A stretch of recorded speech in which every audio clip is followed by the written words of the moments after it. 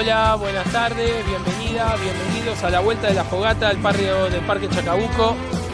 Nosotros somos del colectivo cultural y desde ahí nos propusimos recuperar las fiestas populares para defender la identidad barrial.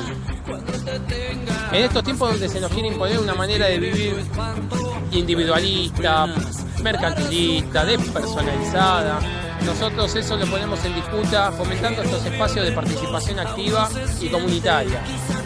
Porque creemos que cuando el barrio se encuentra, cuando el barrio participa, cuando el barrio se activa, el barrio se enciende. Cuando el barrio se enciende, lo malo se va. Y lo bueno siempre vuelve.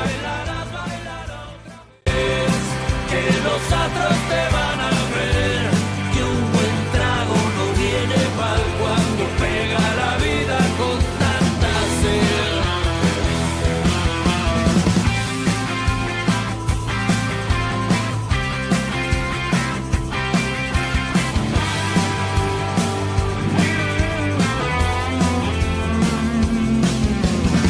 Veo las rocas siguen sangrando y sus derrotas vos vas pagando, nadie que entienda ya de tu herida, solo la noche se hizo tu amiga.